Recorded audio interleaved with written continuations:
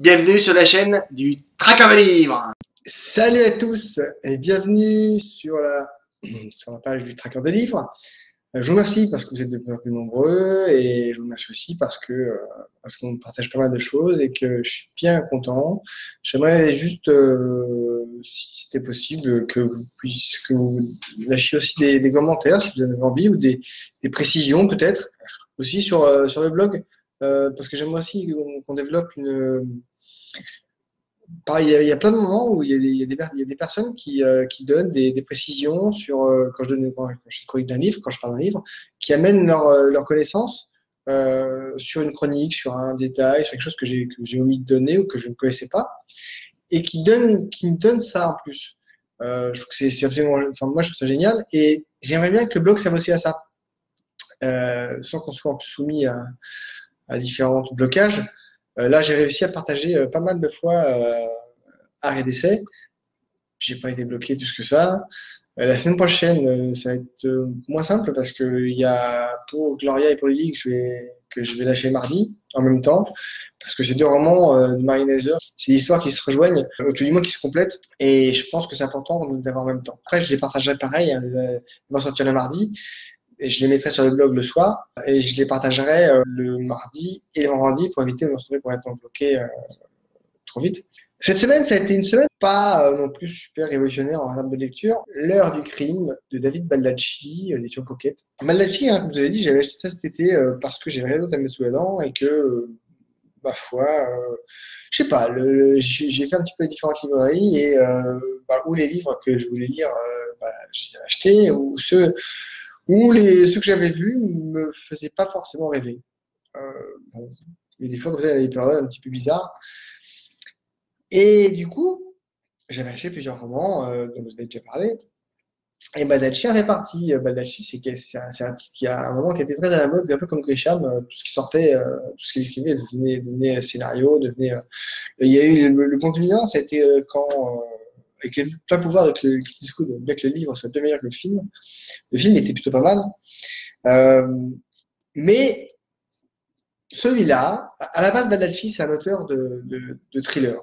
C'est vraiment du thriller, du roman d'action, du suspense. Il y a un peu de tout. Il y a de l'enquête, mais c'est pas un polar. C'est vraiment un thriller avec tout ce qui est autour, donc une rythmique. Salut Yann.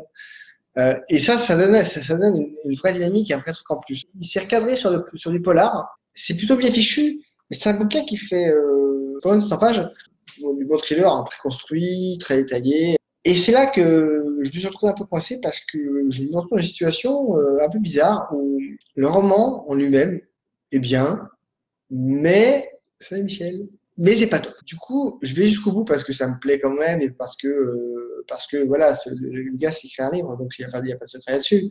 Puis j'ai quand même envie de savoir ce qui se passe. Voilà. Le héros découvre un truc parce que il y a que lui qui sait quelque chose et puis il s'agit pas de savoir, hein, de pouvoir deviner au fur et à mesure parce que ça, à la limite, je m'en fous, mais c'est un peu le remède miracle, quoi. Et ça, c'est un peu agaçant parce que du coup, il n'y a pas de montée comme ça en tension. On est pris dans un truc très compliqué. C'est une enquête qui est complexe. Alors, dans une petite ville de Virginie occidentale, les habitants sont en émoi. Le cadavre d'une femme vient d'être découvert au fond des bois. Dépêchés sur les lieux, les détectives King et Maxwell remarquent alors un détail d'importance. Une montre Zodiac au poignet de la victime. Élément d'autant plus troublant que le criminel qui utilisait ces signatures subissait dans les années 60. Dès lors, les crimes s'enchaînent.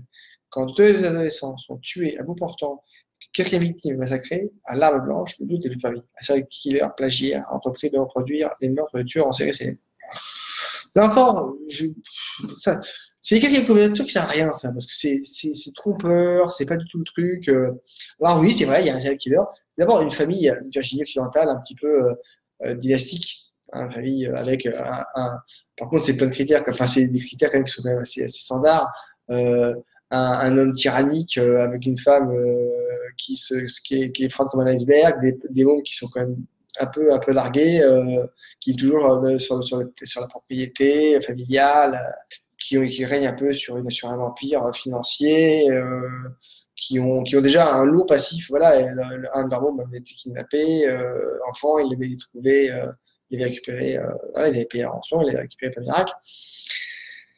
Et là-dessus, voilà, il y a plein de meurtres qui arrivent. Le flic qui arrive sur place, il se dit, mais il n'y a jamais eu dans le Maccabée dans ce coin-là. Le FBI s'en mêle, donc il demande à deux enquêteurs de lui filer un coup de main. Donc il donne un adjoint. Et ces enquêteurs, bah, voilà, ils ont été policiers, ils ont été enquêteurs aussi, ils sont plutôt chevronnés, plutôt doués.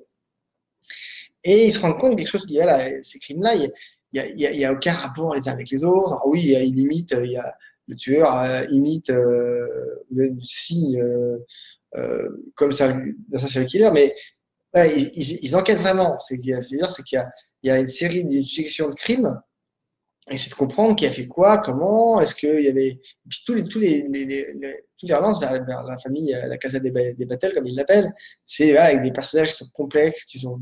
Mais il y a plein de personnages qui arrivent au fur et à mesure. Parfois, on s'y perd un peu parce que entre eux, ceux qui s'occupent des bagnoles, ceux qui s'occupent des chevaux, les enfants, les parents, les beaux-parents, les amants, les maîtresses. Bon, voilà, il se passe plein de choses, hein, mais bon, un peu déçu parce que moi, c'est un auteur que j'aime vraiment. Baldacci, je trouve il a une écriture qui est super dynamique. Je lui, à un moment, comme Grisham, quasiment tout ce qu'il écrivait, c'était un film.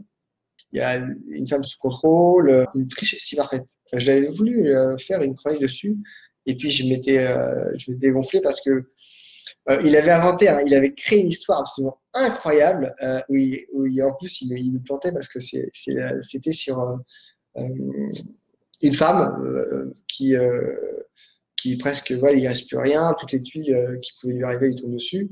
Et un homme la contacte en disant, voilà, je peux faire en sorte que vous gagnez au loto.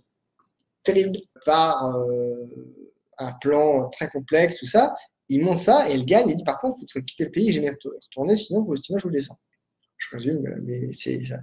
Et elle est tellement dans la mouise, elle est tellement dans une galère monstre que bah, elle n'a pas le choix. Elle décide de dire oui, elle gagne, elle part. Sauf que plusieurs années plus tard, elle revient aux États-Unis.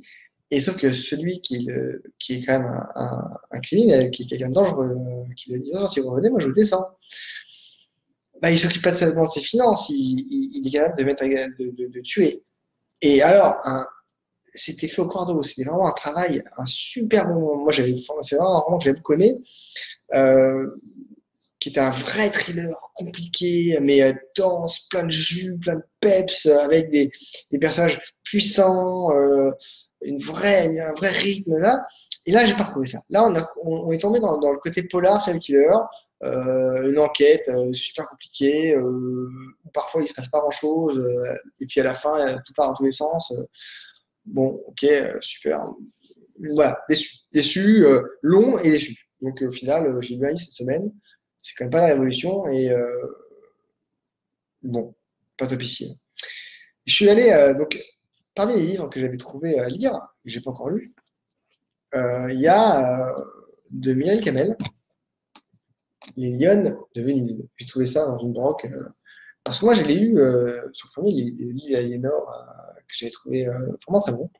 Et Lady Pirate, pareil, c'était deux romans originaux avec son lot de surprises, mélange de romans historiques, d'un peu d'ésotérisme, d'action, de suspense, de KPDP, et puis un petit poil d'érotisme aussi qui est pas désagréable parce que c'était plutôt bien écrit, c'est plutôt bien écrit et plutôt bien fait.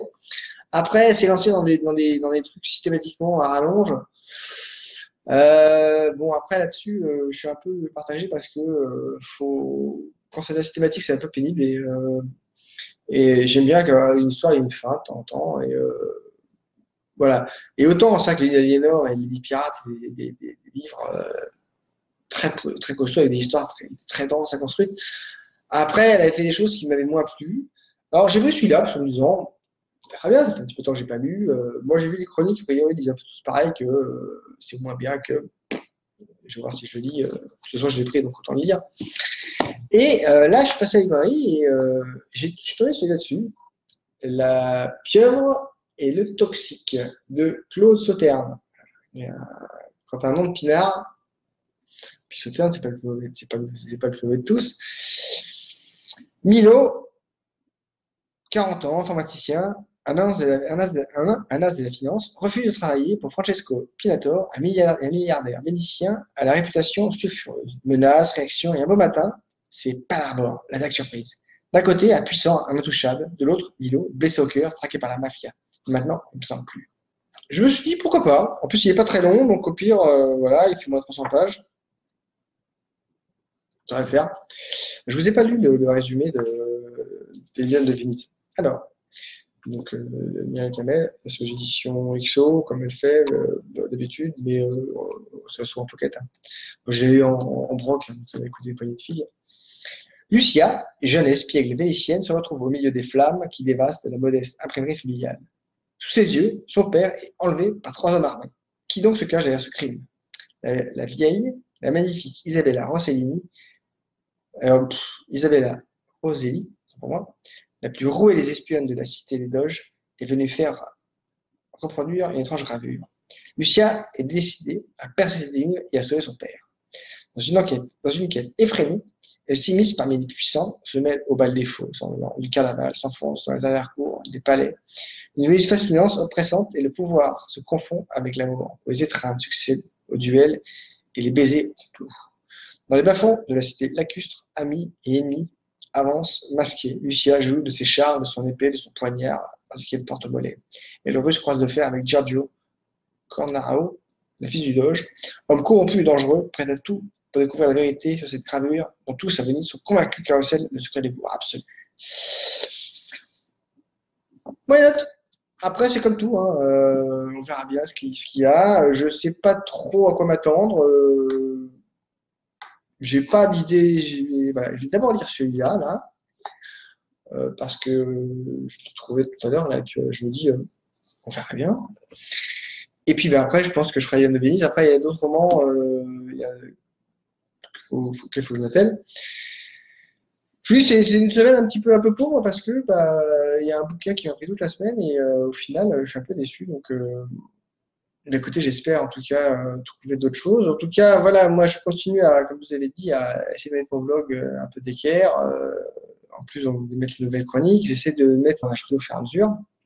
Donc, je vous invite vraiment à y aller et à, quitte à me dire, voilà, tiens là, il manque ci, tiens, il manque ça, tiens là, ça peut être ça. Je suis ouvert à plein de suggestions. Donc, le problème, après, je pourrais sûrement pas tout faire, bien entendu, mais n'hésitez pas à laisser des commentaires et à dire, voilà, tiens, on peut faire ci, on peut faire ça, ou même dans une discussion, tiens, est-ce qu'on pourrait faire de ci, faire de ça?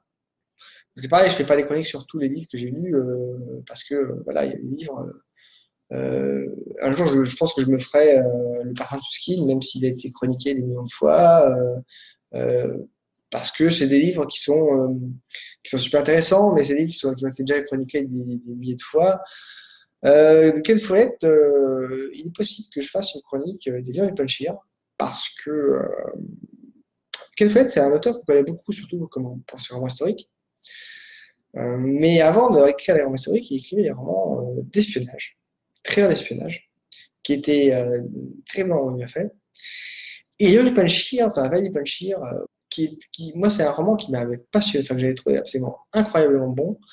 Plein de rebondissements, il se passe plein de choses. Un type des services secrets américains et à Paris, dans le milieu étudiant, où tout le monde un peu faire la révolution. Et il intègre un groupe d'extrême gauche et il rapporte ce qu'il a rapporté, sauf que en même temps, au milieu de ça, il tombe amoureux d'une femme qui, elle, croyait que c'était lui et qui ne cachait rien. Et quand elle apprend qu'il travaillait pour l'ennemi, entre guillemets, elle bascule et elle ne veut plus le voir et elle part avec un homme dans cette vallée des Banchir, un médecin, qui aide les Afghans à survivre à leurs blessures, aux attaques des Russes. Sauf que cette vallée qui devient une base arrière pour les Américains qui attendaient ceux qui habitent en ce moment, les guerriers de cette vallée qui sont en guerre contre les Russes, deviennent nos amis. Donc on va leur envoyer un expert pour qu'ils apprennent à servir du plastique, tout ça. Et il leur envoie donc, le type Ellis, en l'occurrence, qui a connu cette femme. Et il se retrouve dans cette vallée avec cette femme et ce médecin. Et il se passe pas mal de choses. Et enfin, c'est un roman qui est plein de jus, plein de peps, plein d'actions, qui est super bien. Et c'est marrant parce que moi, j'avais lu à l'époque, voilà, quand cette femme qui aide donc son mari qui est enceinte, donc il y a un enfant là-bas, qui voit le comportement de certains chefs du village envers les femmes qui sont complètement déviants et qui dit à un moment à l'espion qui dit, attendez, vous les aidez, vous voulez virer les Russes, mais après vous aurez cela avec ce pouvoir. Vous avez vu comment il y en a un qui juste il m'a pas jeté les cailloux parce que j'étais pas couvert. Euh, c'est intéressant parce que on voit avec le recul qu'il y avait déjà des gens qui réfléchissaient un petit peu quand même.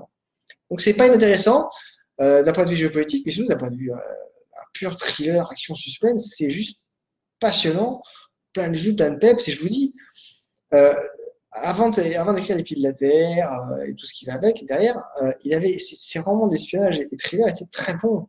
Euh, Ken Follett était d'abord quelqu'un de reconnu, comme un auteur reconnu, et plus que reconnu, euh, avant d'écrire ses romans historiques. Ces romans historiques sont le résultat aussi d'une écriture qui était hyper rythmée, enfin,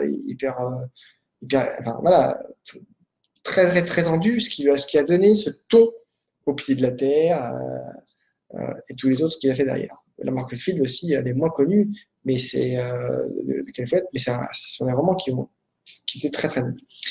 Enfin, voilà, donc c'était un petit direct, pas forcément, j'ai pas non plus des choses révolutionnaires à vous dire, mais j'aime bien reprendre un petit peu, dans la mesure du possible, les petits directs qu'on se faisait, ça permet de se parler un peu et puis d'échanger un petit peu. Mais sinon, écoutez, on verra la semaine prochaine. Sinon, bah, mangez les chouquettes, éclatez-vous bien, profitez-en. Ceux qui sont en vacances, bah, profitez-en. Si vous avez repris le boulot, bah, au boulot. N'oubliez pas, lisez, éclatez-vous, abonnez-vous aussi sur la chaîne, c'est très bien et ça vous coûte pas une thune. Allez voir sur le blog, continuez à lire, mangez des chouquettes, éclatez-vous, à bientôt et salut!